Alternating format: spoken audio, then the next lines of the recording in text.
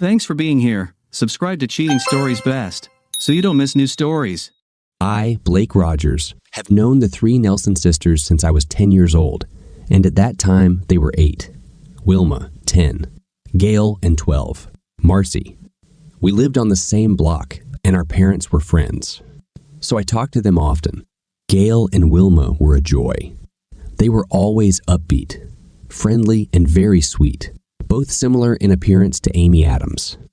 Marcy was a witch, although she was beautiful, eventually becoming a full-bodied version of Gigi, Alan, and was already on her way to having a curry female figure even at 12 years old. She was angry, spiteful, and self-centered. If her appearance reflected her personality and character, she would be a modern-day ugly duchess. Although I probably always had a crush on Gail, and sometimes Wilma, I never did anything in elementary school or even high school. I always had the feeling that they saw me more as a cousin or friend they could confide in rather than a potential romantic partner, and I was afraid that I would get shot. This fear was due in no small part to the way Marcy, aka the ugly duchess, treated me, always putting me down, calling me names, and sometimes even starting rumors about me. Once, when I complained to my mother about Marcy's behavior when I was 14, she said, "Maybe she likes you and wants your attention." Yes, that's right. The most beautiful but most snake, like girl in our school, almost 2 years older than me, made my life unbearable because she liked me. Poor mother was delirious. For me, the time Marcy left for college was a happy time, but I could never muster up the courage to pursue Gail or Wilma romantically, as they seemed to continue to only see me as a friend. Perhaps the hardest thing I had to do my senior year of high school was ask Wilma to the prom. Wilma skipped a grade and was the youngest. I didn't have a steady girlfriend, and I didn't like anyone enough to spend the evening and the next day with them, so I didn't plan on going. Wilma had a relationship with a high school student named Humphrey, but he left her a week before the prom after she had already bought her dress.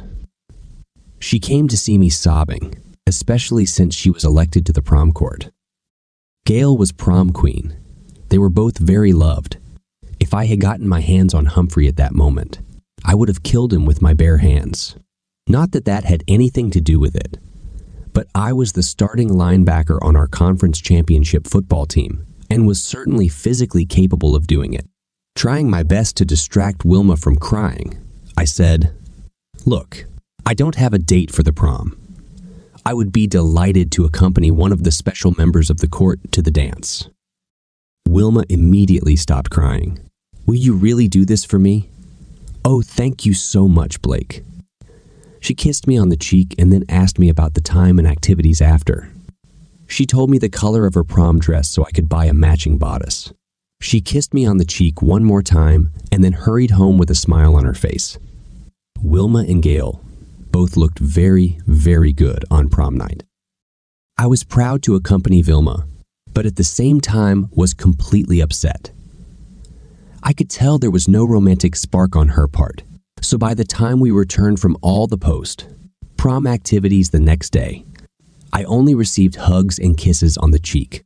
Luckily, the following weekend at an out-of-town baseball game, I ran into a sultry girl named Lisbeth, who had gone to the same elementary school as me and was now a senior at the high school. She and I started talking, and it was clear that there was a mutual attraction between us. I almost missed the team bus. I was so engrossed in conversation with her. When I was about to run to catch the bus, she quickly wrote her phone number on my hand and said with a wink, "In case you want to call." Without going into too much detail, Lisbeth and I had a real, although probably not very romantic, attraction to each other. After a very hot summer, Marcy, Gail, and Wilma graduated from different colleges from each other and from me. Since their parents moved to another state, I almost never saw them again during my time in college. I had a very productive 4 years. I made the honor roll in mechanical engineering several times, had a great social life in a fraternity, including having by this a reasonable number of times, and enjoyed playing football and baseball.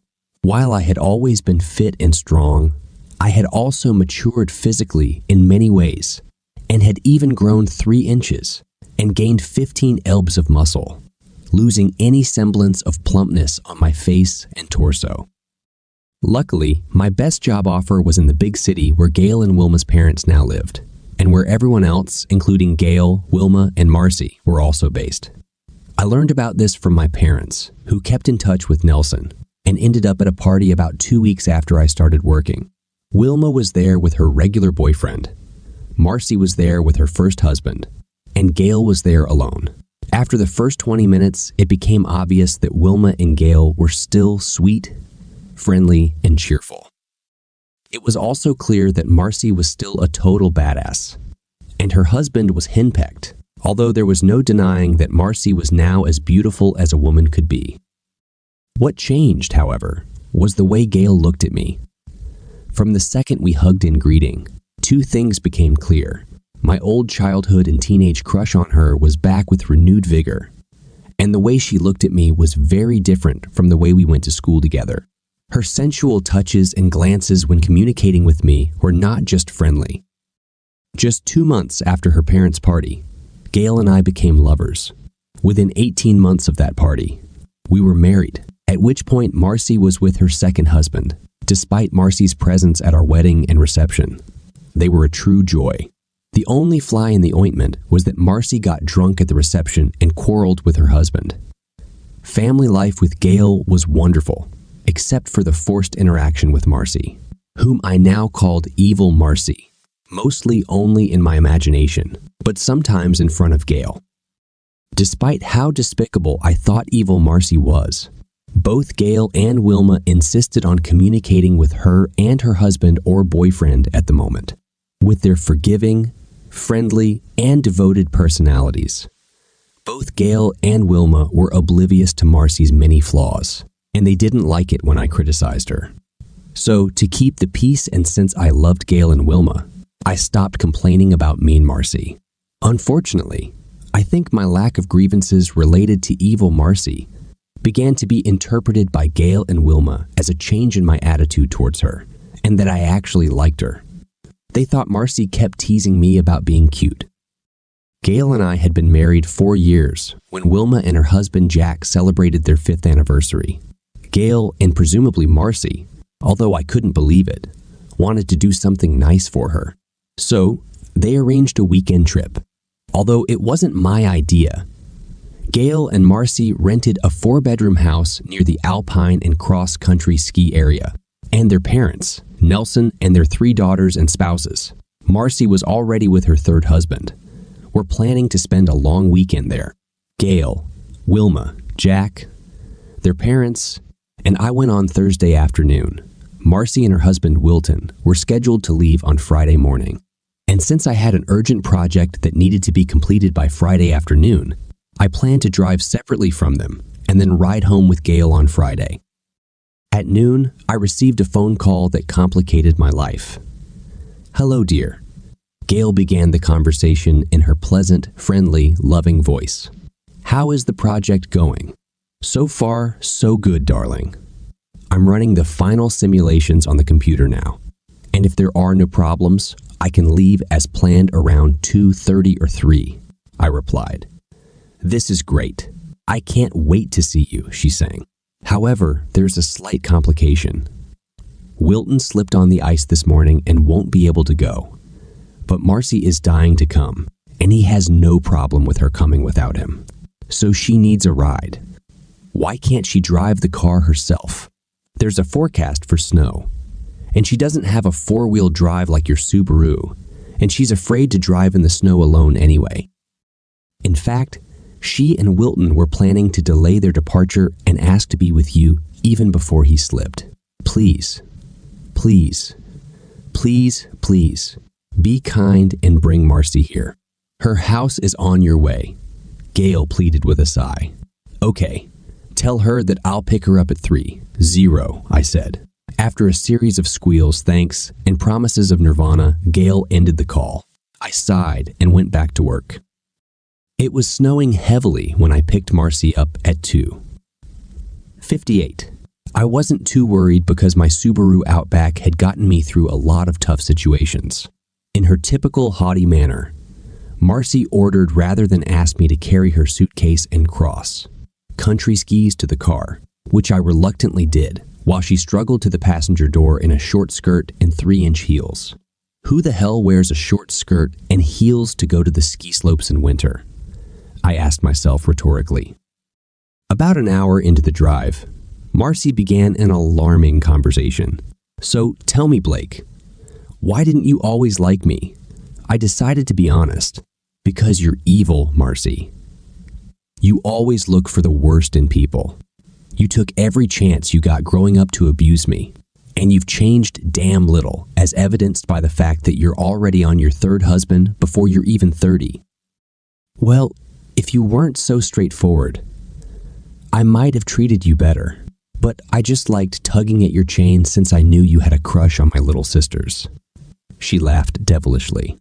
So, just because I liked Gail and Wilma, that made me fair game to be pursued.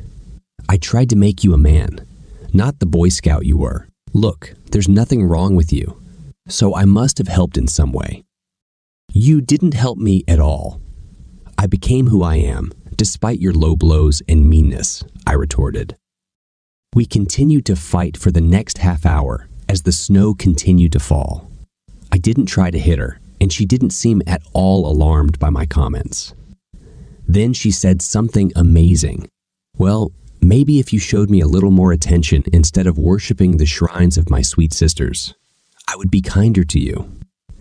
At that moment, she folded her hands on her chest and looked sternly forward. I didn't really have an answer to this. It overwhelmed me. After at least 20 minutes of silence, we reached the intersection of the main highway we had been traveling on and the rural road we would take for the rest of our journey to our rental house and ski area. Due to the weather, it took us 50 minutes longer than usual to get to this place. Despite how capable my car was, I had no desire to cross a country road in these conditions, especially since it was already dark. But I was determined to get home, if only to escape evil Marcy and get my attractive award from Gail. But the decision was made without me. At the intersection, there was a state car with flashing lights, and there was a closed gate at the entrance to the rural road, also with flashing yellow and red lights. I got out of the car and talked to the road worker. He informed me that there had been an avalanche on one particularly winding section of the road, and that the road was closed. You'll need a snowmobile to get through, he stated firmly. We can clear the road by tomorrow afternoon if the snow stops, which should happen within the next hour, he concluded. Is there somewhere to stay here? I asked. There's a small motel about a mile from here. If I were you, I would get there as soon as possible, he replied. I thanked him and returned to the car. I broke the bad news to Marcy. Contrary to what I expected in her character, she took the news calmly and did not even blame me. When we got to the motel, Marcy insisted on going to the office with me. There's only one number left, I said. I wanted to forget about it and try the next motel, which was supposedly about 2 miles further. But Marcy snapped. We'll take it, and put down her credit card without making a scene. I tried to talk her out of it, but she was persistent. At some point, she growled, If you're so weak that you don't think you can keep your hands off me, then go and get me tomorrow. There's a grocery store next door that I'm sure has some wine in it, and I'll be fine. Her arrogance, her belief that I couldn't resist her despite her evil nature, plus the idea that Gail, Wilma, and the parents would be upset if I left her here alone. At least, they made me ask the owner, Do you have a key I can take? No. Sorry. All the folding beds have already been taken apart, but this room has a double bed, replied the owner. I sighed, took one of the 2 keys he had placed on the counter, opened the door for evil Marcy, and we hurried back to the car. Our number was the last one. I parked where I thought we could easily get out the next day, even if the lot was filled up. I carried our suitcases to the room. I need to change into something more suitable for this weather, Marcy sang as soon as we entered the room and turned on the heating. Good idea, I said calmly. Although I wanted to say, "Why the hell did you put on that outfit?" She started changing clothes right in the main room. I asked sarcastically. "Okay, you straightforward weakling," she smiled maliciously, picking up her ski pants and sweater and dragging them into the bathroom. "There's a nice separate heater in here," she called out as I heard the fan start up before the door closed. After Marcy got dressed and I got what I needed out of my suitcase, we walked into the next building, luckily with boots on since we had to wade through at least 2 feet of snow, to a small grocery store. "You buy food. I'll bring wine," Marcy snapped. "Yes, boss," I replied sarcastically. She just smiled. I took and paid for the food, enough for dinner, breakfast, and lots of snacks. Marcy bought wine, too many bottles in my humble opinion. When we got to the room, Marcy called Gail and Wilma to tell them the news. I also talked to them. After I spoke with them and exchanged kind words with Gail, and she expressed sympathy for our plight, Marcy returned to the phone.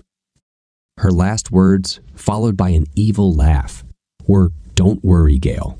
I won't ruin your husband for you, even if we have to sleep in the only bed available in this flea motel." "Why did you say that?" I growled, trying to calm her down. Marcy chuckled evilly. Surprisingly, Marcy was pleasant at dinner. I'm not much of a wine drinker and rarely loved the taste of it, but there was something really good about the particular Pinot Noir she chose. Marcy also let me watch whatever I wanted on TV and kept filling my glass with wine. I had only been drunk twice in my life before, but I didn't care if I got drunk now because it might make time go by faster. Around 10:00 p.m., Marcy said, "You know, I didn't have any exercise today, and I have to train every day to stay in good shape. Let's practice so that dinner can be digested better," she giggled. "This motel doesn't have a gym," I answered calmly. "Just walking in the snow for 45 minutes will be great exercise," she grinned. "Come on, be an athlete. Let's go." We put on our winter clothes and boots and actually walked up and down the deserted highway for about 50 minutes. Even though my legs were much longer than Marcy's, I had to really puff to keep up with her. It's no wonder she had such a toned body if she trained so intensely all the time. I really felt good when we got back. A little tired, as sloshing through 2 feet of snow can be tiring, but under the influence of the wine and the walk, I was calm. We finished off a bottle of wine, then each showered, dressed in somewhat skimpy but appropriate clothes for bed, and crawled under the covers. I made a big impression on Marcy, laying on one side of the bed and warming it up while she showered. And since she was actually polite and asked if she could take the side, I warmed up. I said yes, and she responded with a giggle of thanks. I think she giggled more that night than in all the other years I've known her combined. The combination of the sound of the wind blowing through the motel room windows, our strenuous walk, and the wine caused me to fall asleep at a safe distance from Marcy shortly after my head hit the pillow.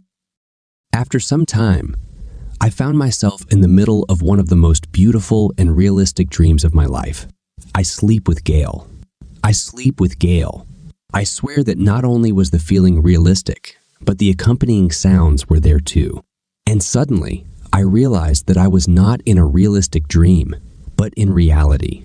Obviously, there was no way to stop at this point.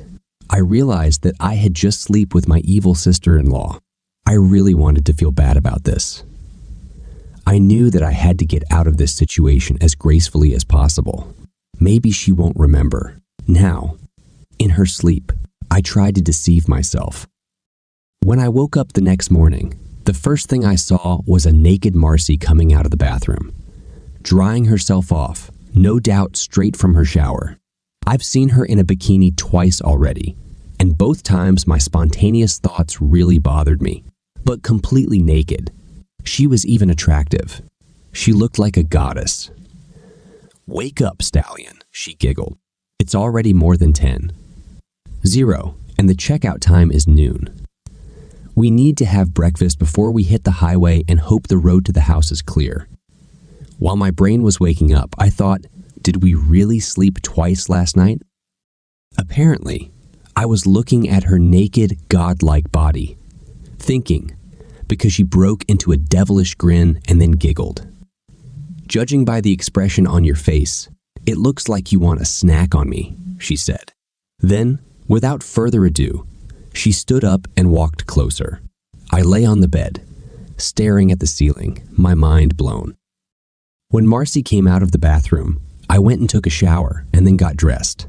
While we ate breakfast in our room, Marcy carried on the conversation as if we hadn't slept 3 times in the last 10 hours or cheated on our spouses. My mind had a hard time coping with it. We took another walk in the snow, repacked our suitcases, and it was already 11:51, so we got into the car and headed back to the road leading to the rental house. When we reached the country road, the gate was open, but there was a sign on it that said 4 vehicles only. We reached home in about 45 minutes without any problems and were warmly greeted by all the relatives. That day, we split into 2 groups. Parents Nelson, Wilma, and Jack were skiing, while Gail, Marcy, and I were cross-country skiing. We met in the house before dark, and the 3 girls, Nelson, prepared a wonderful dinner, and we drank to our anniversary, Wilma and Jack. Marcy behaved towards me the same way she always did. I had no fear about this, and the feeling of guilt had not yet overtaken me. I slept badly. A feeling of guilt and melancholy began to take over me. Although I was not responsible for the first round, I was responsible for the last 2. I felt like a jerk. The rest of the anniversary weekend with Wilma and Jack passed as planned. The only fly in the ointment was that Marcy was coming back with Gail and me. In fact, I was worrying in vain that Marcy might say something frank. This did not happen. The 2 sisters chatted innocently all the way. I was lost, wondering what the hell I could do to make it up to Gail and how to avoid contact with Marcy in the future. The next couple of times, I saw evil Marcy. She looked no different from the usual one, next to me, and as far as I could tell, didn't even hint at what happened in room 15 of the motel. The first signs of spring appeared when, about 10 weeks after the infamous ski trip, Marcy called me at the office. "Hi, this is your favorite toy." She started the conversation so terribly awkwardly. "What do you want, Marcy?" I answered calmly. After some delay, "Oh, so it's me. Your favorite toy," she giggled. "Yes, I just saw your name on the caller ID," I replied senselessly. "You're no fun anyway. I have good news for you. Should I come to your office? Do you want to meet in the park, or do you want to take me to lunch? Can't you tell me on the phone?" she offered. "Never one of these 3 options," I answered, after some delay, by looking at my schedule. "Okay, how about tomorrow afternoon after 1:30 near the carousel in Grand Park? See you there at 2:00 in the afternoon." She grinned and turned off the connection. Luckily, I was busy enough that I wasn't focused on what she might want, so I didn't have any anxiety until the next day. I reached Grand Park at 1:02 p.m. and easily found her sitting on a nearby bench. I knew I wasn't going to like what I was about to hear when she stood up with a big smile on her face and kissed me on the lips. We sat down. She chatted a little about trifles and then got down to business. 2 pieces of good news, Blake. First of all, I filed for divorce from Wilton, she chuckled. "Why is this good news?" I asked carefully. "Because he'll be out of the picture before the baby comes in and won't get in the way of me raising our son." She grinned like a bushel full of possums. "What can I say?" I choked out. "Yes, you really did your job at the motel. Sleep with me 3 times during my fertile period, and now I'm pregnant. Great job." After a long pause where I stared at her, trying to determine whether she was gloating or whether she was gloating or whether she was serious, I finally stammered. "Aren't you serious?" "Of course I'm serious. I told you then that I was in my fertile period, and I was defenseless," she grinned. I didn't believe her, but considering how shocked I was at the time, if she said anything, it might well have fallen on deaf ears. However, It explained why she had shut her up after our third. How do you know it's not Wilton? I hesitated. That's for sure. I just had the eye removed before our trip.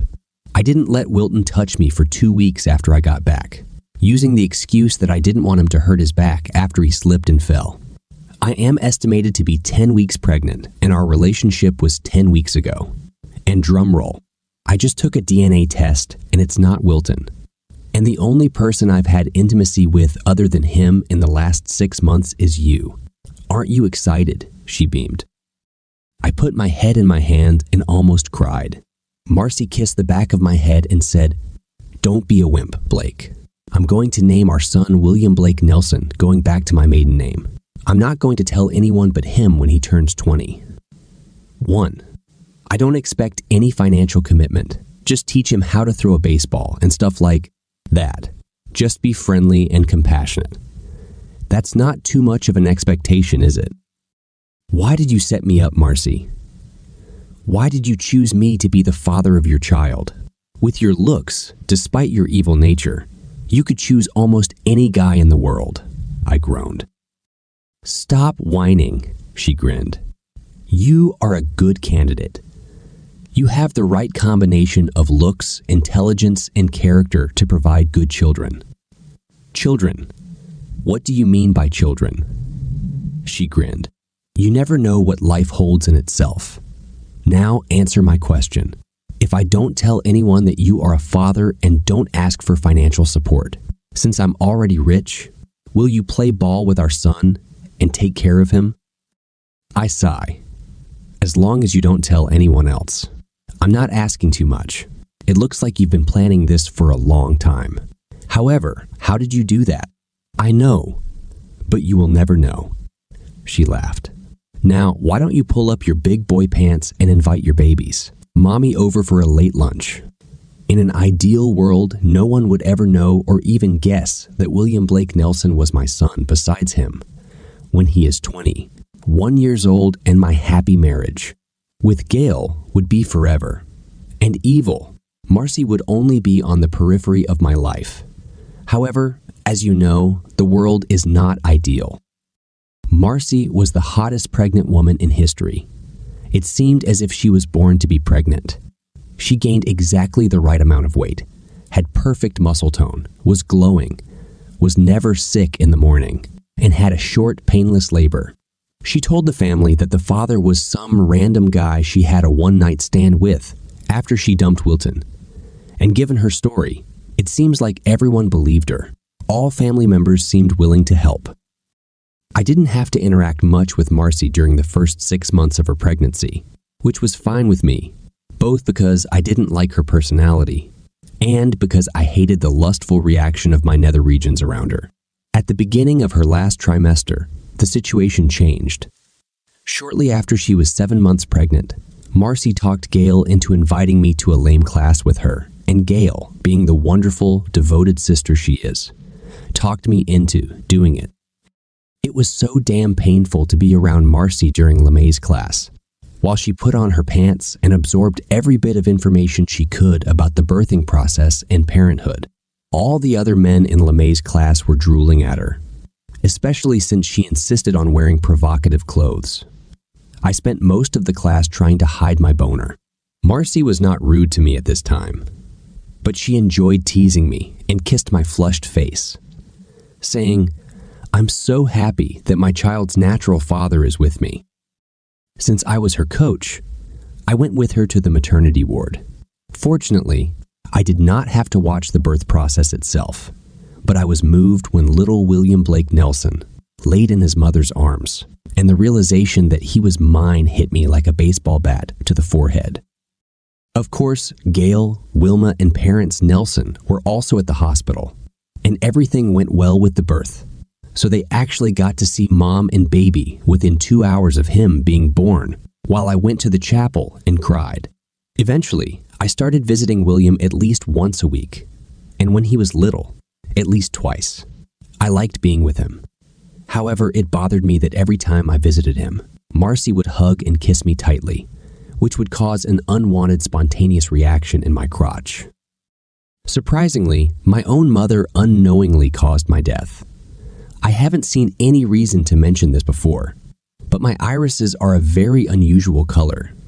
They are gray, and less than 1% of the population in the United States has gray eyes. I also have light red hair, which is the least common shade of blonde. My parents were visiting, along with the whole clan Nelson, at my home with Gail one Sunday. I was pretending to be a tickle monster while chasing 20-month. Old William, when he ran up to my mother and squeezed her legs while he squealed with delight, trying to get away from me. She looked him closely in the face and blurted out, "Blake, he looks exactly the same as you at this age, especially his eyes and hair. He could be your clone."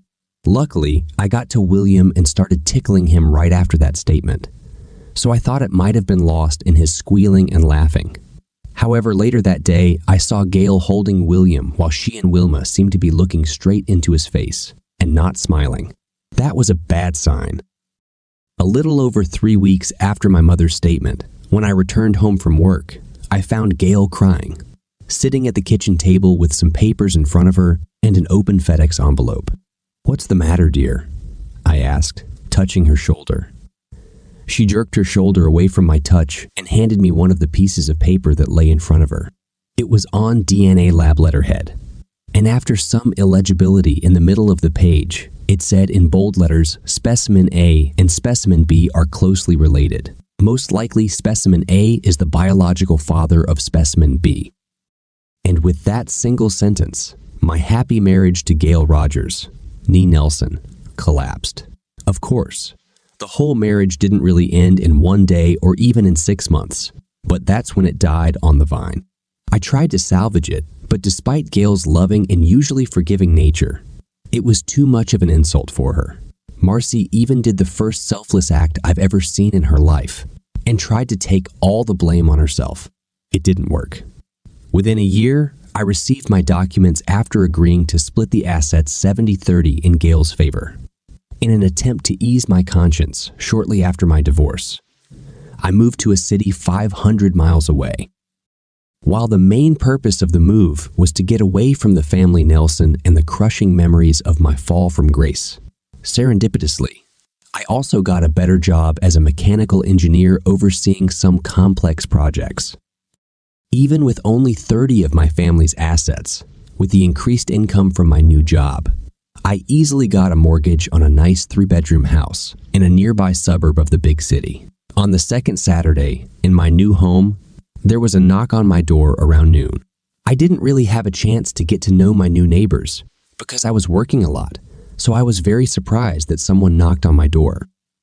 I opened it and saw Marcy holding almost 3-year-old William. He shouted "Daddy" and practically rushed at me.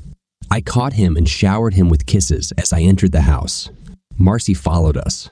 I played with William while Marcy and I chatted about nothing in particular except what concerned William. I mouthed to Marcy. "Why are you here?" She mouthed. "We'll talk when William goes to bed." 2.5 hours passed. When I put William to bed in the new double bed I bought for the guest room, when we got back to the living room, the first thing Marcy did was slap me. I was about to ask what it was about, but she answered before I could. "Did you even think about your child before you ran away with your tail between your legs? And why didn't you tell me about your plans, bastard?" She growled, raising her hand to hit me again. I grabbed her wrist. I needed to start all over again. "I didn't think you'd ever leave your family and your real estate business, and we don't like each other enough for me to ask you to move," I replied quietly. "You're so stupid. You want everything written out for you in big red letters. I'm shocked how you can live your life," she screamed, but not loud enough to wake William. "Don't you know that I love you?" were her last words before throwing herself at me and bursting into tears. I was shocked. I instinctively hugged her.